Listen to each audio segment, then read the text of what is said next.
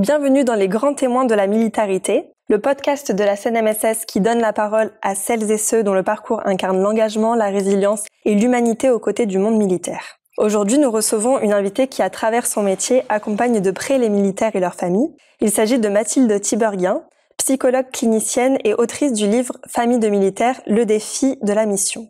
Un ouvrage qui éclaire sur les réalités de ces familles confrontées aux absences, aux mutations et parfois aux blessures invisibles. Bonjour Mathilde Tiberghien, merci d'être avec nous.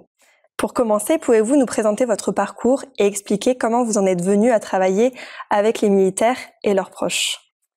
Oui, avec joie. Merci de votre invitation. Donc, je suis Mathilde Tiberghien, donc je suis psychologue clinicienne et je travaille depuis 15 ans en fait avec des militaires, les conjoints de militaires ou les enfants de militaires.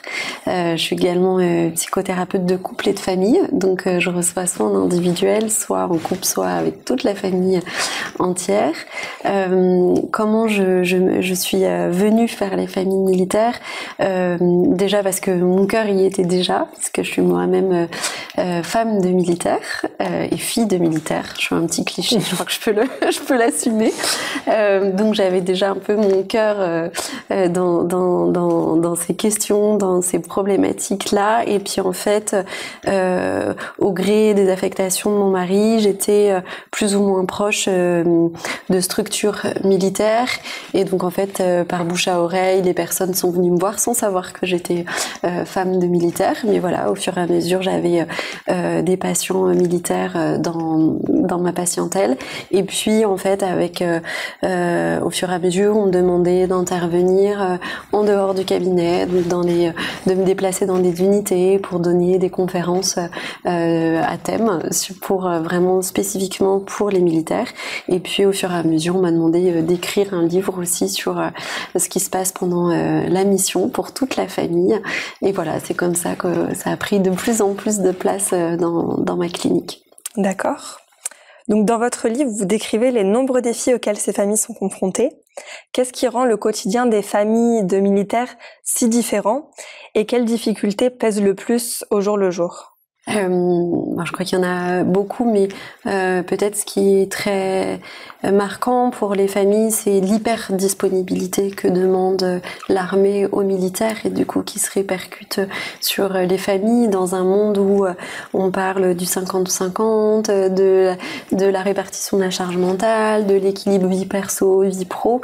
Les familles militaires, elles sont un peu ovnis par rapport à cette proposition sociétale, puisque la structure militaire, elle va être très demandeuse en termes de temps, avec une forme d'absence de limite quelque part entre vie privée, vie publique. Et ça, je crois que c'est la première chose qui impacte les familles de militaires. Et puis, voir aussi tout ce qui est la mobilité, donc ces déplacements, ces déménagements qui peuvent être à répétition et qui sont psychiquement quand même de vrais défis de pouvoir vivre l'arrachement, le deuil invisible qui est lié au déménagement, puis après s'ancrer, recréer son nid, recréer un ancrage relationnel, affectif. Tout ça, c'est très impactant pour les familles militaires. Il y a aussi l'impact sur la profession du conjoint du militaire. Ça, c'est quelque chose que j'entends aussi beaucoup au cabinet. Comment continuer à avoir une carrière, comment continuer à avoir sa trajectoire professionnelle quand il faut sans cesse s'adapter, s'ajuster, se reconvertir, puis se reconvertir, partir parfois 2 ans à l'étranger, revenir avec un trou de 2 ans sur le CV. Ça, je crois que c'est quand même un impact immense pour les familles de militaires. Et puis, il y a quand même ce qui impacte les familles, c'est la spécificité en termes de risque du métier, même si ces familles n'en parlent pas forcément tous les jours, c'est là quand même au fond du cœur, quoi, cette inquiétude sur qu'est-ce qu'il fait sur le terrain, qu'est-ce qu'il fait quand il est pas là, pouvoir vivre de longs moments d'absence sans l'autre, tout ça, ça a quand même un coût psychique assez important. Ok. Avez-vous un ou deux exemples tirés de votre pratiques qui illustrent un peu ces réalités? Oui, voilà, pas plus tard que la semaine dernière, j'avais une patiente qui, elle, me parlait, vous voyez, de son adolescent qui était très impacté par tous les départs qui avaient eu lieu pendant l'enfance, pendant son enfance. Voilà, là, c'était un militaire qui était beaucoup parti et qui avait beaucoup gardé, qui avait peut-être pas senti que c'était possible de parler de sa souffrance, en tout cas de ses émotions. Et là, les choses explosent un peu à l'adolescence.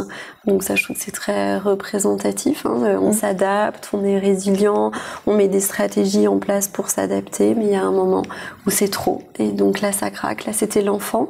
Souvent, au cabinet, c'est plutôt le conjoint de militaire qui vient me voir parce que ça craque, avec des conjoints qui sont souvent en burn-out, qui sont souvent aussi en dépression et qui sont pas du tout diagnostiqués et encore moins accompagnés.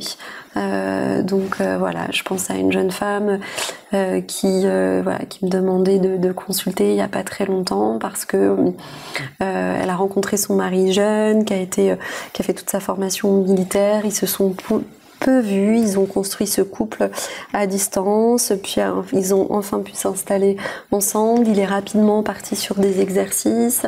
Elle a tenu le cap, elle a trouvé un premier travail, puis après ils ont été mutés, elle a trouvé un deuxième travail, ils ont eu des enfants dans tout ça. Et elle me dit, aujourd'hui, je suis épuisée, j'ai l'impression que quand on se parle, on ne fait que se disputer, j'ai l'impression de m'être sacrifiée pour lui. Ça, c'est des souffrances que j'entends très régulièrement au cabinet. Et vous écrivez aussi que trop peu d'outils existent justement pour accompagner les familles dans cette épreuve majeure, alors que les besoins de soutien et de reconnaissance sont immenses. Pensez-vous que la CNMSS a justement un rôle clé à jouer pour mieux répondre aux besoins des militaires et de leurs proches? Et quelles actions, selon vous, pourraient être mises en place? Oui, je pense que la CNMSS, elle est pilier en fait de ces aides. Il y a une aide qui est le dispositif d'ALAM, qui est peu connu, mais qui est la possibilité pour le militaire ou sa famille d'avoir un certain nombre de consultations psychologiques prises en charge par la CNMSS. Ça, pour moi, par exemple, c'est un pilier du soutien aux familles militaires, de leur donner cette possibilité d'être accompagnées par des professionnels qui ont des compétences pour les soutenir dans la spécificité de leur vie. Les familles militaires, elles comptent beaucoup sur la solidarité, donc elles se débriefent beaucoup entre elles s'aident beaucoup entre elles, mais je crois qu'il faut aussi pouvoir s'appuyer sur des professionnels compétents. Donc je dirais que l'idée serait peut-être encore plus de développer cette aide-là, notamment avec le soutien psychologique, peut-être mettre en place des réseaux de psychologues qui connaissent le milieu militaire, qui peuvent avoir un discours adapté aux familles.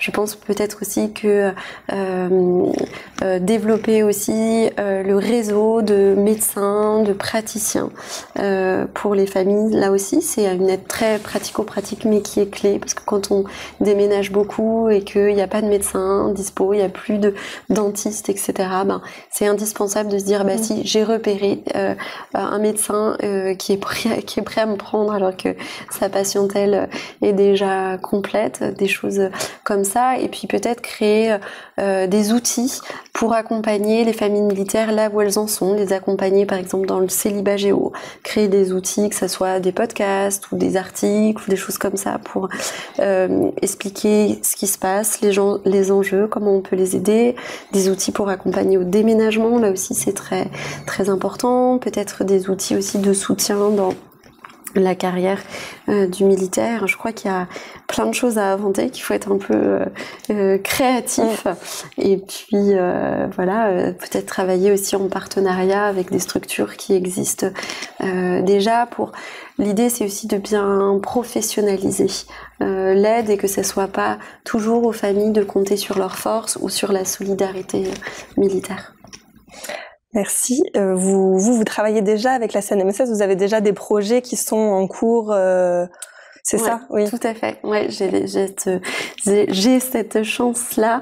Moi, je me déplace dans les unités militaires qui me sollicitent pour parler de ce qui se passe pendant une mission, pendant un départ en OPEX ou en mer, comment accompagner l'enfant, l'adolescent, le militaire, le conjoint, sa famille à chaque étape de la mission, avant, pendant, après.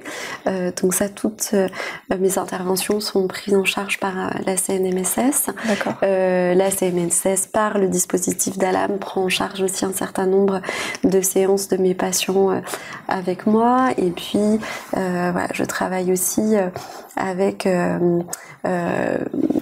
Pepsi, qui est mandaté par la CNMSS pour vraiment apporter des ressources très concrètes aux militaires, à leurs familles, sur des thématiques qui sont récurrentes dans leur vie. Donc, par exemple, les déménagements, le célibat géo, ou comment parler des risques du métier aux enfants, comment parler de la mort, de la blessure, etc.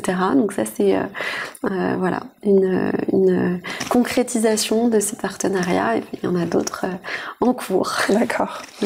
Est-ce que vous souhaitez rajouter quelque chose ? Peut-être oui, j'aurais juste envie de dire peut-être aux familles qui nous écoutent qu'elles sont courageuses, que ce qu'elles vivent c'est exigeant, c'est beau mais c'est exigeant et qu'il faut pas qu'elles hésitent à prendre soin d'elles, que si elles prennent pas soin d'elles, il y a personne qui va le faire, donc elles doivent vraiment avoir cette attention à de quoi j'ai besoin individuellement, de quoi mon couple a besoin, de quoi ma famille a besoin, de pas avoir peur d'aller piocher sur les aides qui sont déjà proposées et voire d'essayer de demander d'autres choses pour que les structures d'aide s'ajustent le plus possible à leurs besoins.